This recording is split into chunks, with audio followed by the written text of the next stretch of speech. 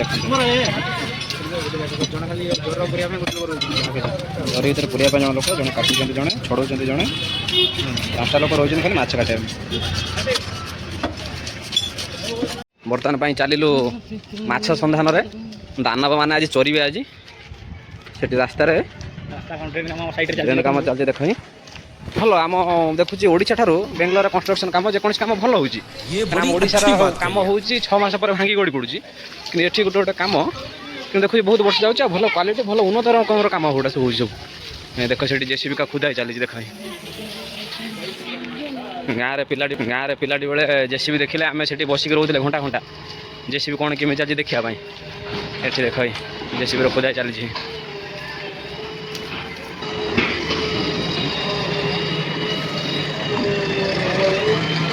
और बाबू चलते आगे आगे ये देख ये जो कमटा हूँ कन्ट्राक्ट आम धरती अरूप कुमार दास 30 टंका आलू किलो पियाज किलो 50 टंका 5 किलो को 100 टंका चलते माछ दुकान पहुँची गले जिंदा मछली जिंदा है माछ गुड़ा मरीगला खत्म ये हूँ गाँव दिने पोखरी भितर माछ पहरे ये देख कुंड भितर माछ मरिकी पड़ी 2-4टा मछली जिंदा है 2-4टा पहरुँच मछली जिंदा है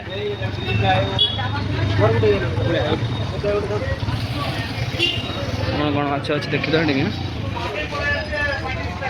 माछ गोटे भल ना माछ लगे माछर दुकान देखिए चल अलग दुकान देखा अच्छा से माछ गोटा भल ना माछर माछी बस माछ देखिए आ गए दुकान देखा चलते देखा जाओ आ गए माछ दुकान ये केते भिड़ देख देख 50,000 लोक खाली भिड़ खाली कि माछ अच्छी देखा जाओ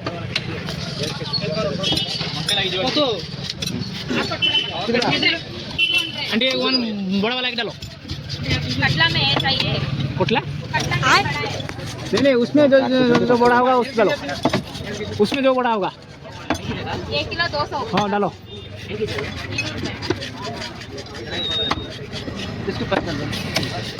चली माछ कितना है टिकी रही कोटा हाँपाई 1 किलो डालो इला मागर माछ देखा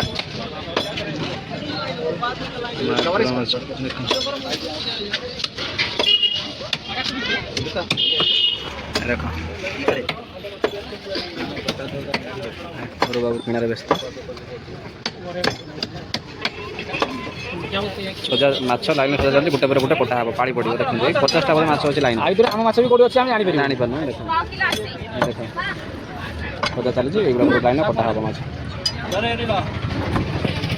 आमर पिला भूलीगला आमर कौ माछ है कौन भूलीगल सांग आम माछटा भूल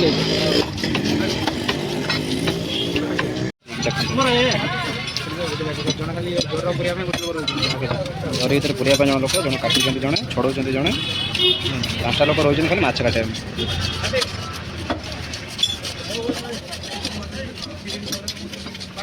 माछ कटार ट्रिकटा देख गोटे गोटे मिनिट्रे माछ कटा शेष देखो विगत 2 घंटा पर माछ आमको मिला चलो माछ चलो रोषे करवा आसु आसु शिवा को देख शिवा को चिनी पार्छ देख परिवा किना आस गोटे गाँ खाଇବା देख देख परिवा आस बाटर देखा है 2 जन आसते परिया से परिया बेगटा देख से परिया जी आसी गोटे गाँ रोषे हम माछ आणिकी पिला देख धस हो बस खेल देखला ये परिवा आणिकी थकिकी खाइला कर्मवीर परिवा आसु आसु सजा रेडी है काकुड़ी गाजर बीट लेंबू कैप्सिकम कलरा बैगण पोटल बेग भर बेग खोला है भाई सीम कखारू कंचा लंका रसुण भेराइटी प्रकार परिवा सस्तार मिलूँ दुकान भाई होती तुषारकांत जो मान परिया दरकार नंबरटा तला देदेवी कंटाक्ट करके नहीं जाए परिया दुकान है सैला तुम सजा सजी देख 2 किलोमीटर पर्यंत लंबा लाइन लगी पूरा आरंभ शेष जाए बड़ दाण्ड आलू पिज गड़ू देख स्वाद अनुसार भजा लुण आ स्वाद अनुसार हलदी टे पड़ा ଗୋଳା ହେଇକି କଡ଼ କଡ଼ ହେଇକି ଭଜା ହବ ଏଇ ସାର ବର୍ତ୍ତମାନ ପାଇଁ। ହଁ ଚାଲ ଗୋଡ଼ା ଚାଲିଲା।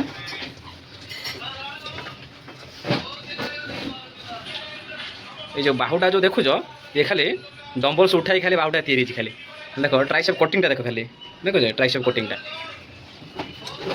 মাছ গুড়া কাନ୍ଦুଛନ୍ତି ଗୁଡ଼ା କାହା ହାତରେ ମୁଁ ପଡ଼ିବନି ଆଜି ମଲା ପରେ ବି ସେ କାନ୍ଦୁଛନ୍ତି। ପୂର୍ବ ଭିଡ଼ିଓରେ ଆପଣ ଦେଖିଥିଲେ ବିକାଶ ବାବୁଙ୍କ ରୋଷେଇ। ଏଇ ପିଲାଟାକୁ ଦେଖିଥାଅ, ଇଏ ହେଉଛନ୍ତି ବିକାଶ ଭାଇଙ୍କ ସାନ ଭାଇ, ସେ ବିକାଶ ସୂତାର, ଇଏ ହେଉଛନ୍ତି ସୋମେଶ ସୂତା। ଦେଖ ତାଙ୍କ ହାତର ବିକାଶ ବାବୁଙ୍କ ହାତରେ ଖାଇଥିଲ ରୋଷେଇଟା, ଆଜି ସୋମେଶ ବାବୁଙ୍କ ହାତରେ ଖାଇବ ରୋଷେଇ ଦେଖିବ। ତାଙ୍କୁ ଇଏ ଯେତିକି ବଡ଼ ବଡ଼ ହୋଟେଲ ଯେତିକି ସବୁ ସେଫ୍ ଗୁଡ଼ା ଅଛନ୍ତି ସିଏ ଆମ ଶିବା ପାଖକୁ ଆସନ୍ତି ରୋଷେଇ ଟ୍ରେନିଂ ନେବା ପାଇଁ। ସପ୍ତାହରେ 2 ଦିନ ଆସନ୍ତି, ମଙ୍ଗଳବାରିଆ ବୁଧବାରିଆ। ଆଉ ରବିବାର ସେ ତ ଯାଆନ୍ତି ଡ୍ୟୁଟି, ତାଙ୍କର ପ୍ରଫେସନାଲ କାମ ରହୁଛି। ସେ ବର୍ତ୍ତମାନ କମ୍ପାନୀରେ HR ଅଛନ୍ତି। ସେ ଆଜି ରବିବାର ଛୁଟି ବୋଲିକି ସେ ଆଜି ରୋଷେଇ କରୁଛନ୍ତି। ଆଉ ଦେଖ ତେଲ ପୁରା ପାଚିକି ଟକଟକ ହେଲାଣି, ମାଛ ବର୍ତ୍ତମାନ ପାଇଁ ପଡ଼ିବ। ତେଲ ଏବେ ଗରମ ହେଲା, ମାଛ ଏବେ ଗରମ ତେଲରେ ପହଁରିବ। ଏଇ ଦେଖ ଦେଖୁଛ ଏଇ ପହଁରେଇଲା ମାଛକୁ ପହଁରୁଛି। ମାଛ ବର୍ତ୍ତମାନ ପାଇଁ ଡେଉଁଛନ୍ତି ଦେଖ।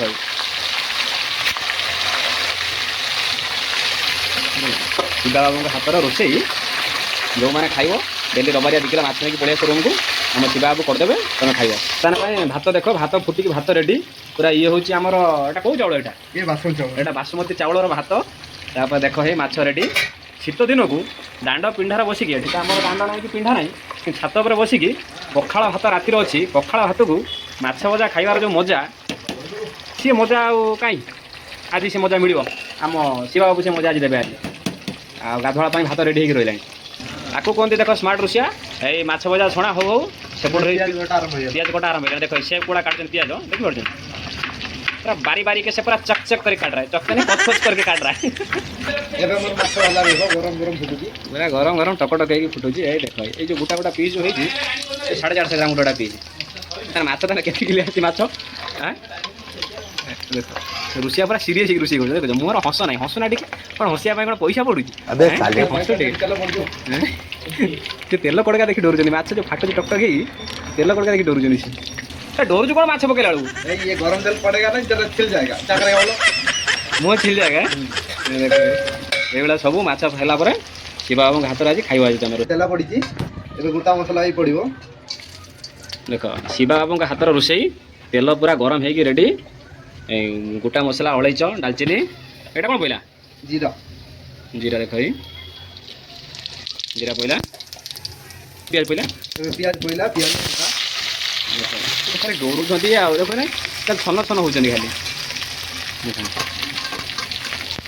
ଦେଖ ପିଆଜ ପଇଲା ହିଁ, ପିଆଜ ଶୀଘ୍ର ମଉଳିବା ପାଇଁ ଏବେ ଲୁଣ ଟିକେ ପଡ଼ିବ ଆମର।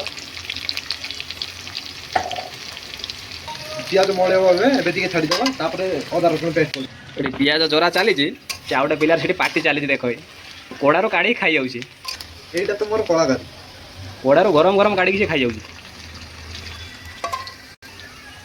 ଏବେ ପିଆଜ ଓକେ, ଏବେ ଅଦା ରସୁଣ ପେଷ୍ଟ ପଡ଼ିବ। ଆପଣ ନାଁ ଶୁଣିଥିବେ କିଚେନ୍ କିଙ୍ଗ ହେଉଛି ମସଲା। କିଚେନ୍ କିଙ୍ଗ ନାଁରେ ତୁମେ ମସଲା ନାଁ ଶୁଣିଥିବ, କିନ୍ତୁ ଆମର ହେଉଛି କିଚେନ୍ କିଙ୍ଗର ଶିବା ହେଉଛନ୍ତି କିଙ୍ଗ। କିଚେନ୍ର ଶିବା ହେଉଛନ୍ତି କିଙ୍ଗ, ମସଲା ଏଠି କିଙ୍ଗ। ଅଦା ରସୁଣରେ ଏବେ ବାସ୍ନା ପଳେଇଛି କଷା ହେଲା ପରେ ଏବେ ଟମାଟୋ ପଡ଼ିବ।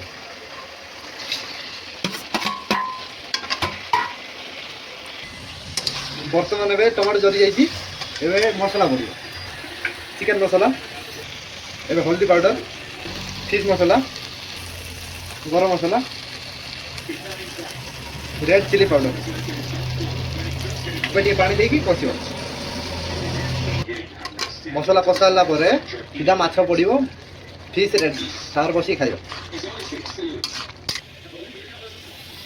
ଏବେ ମସଲା ରେଡ଼ି, ଏବେ ମାଛ ପଡ଼ିବ।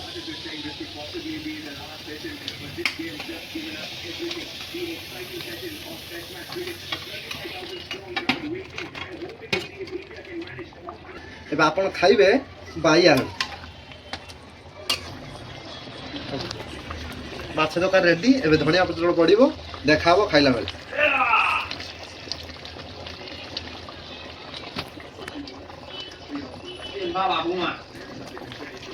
ରେଡ଼ି।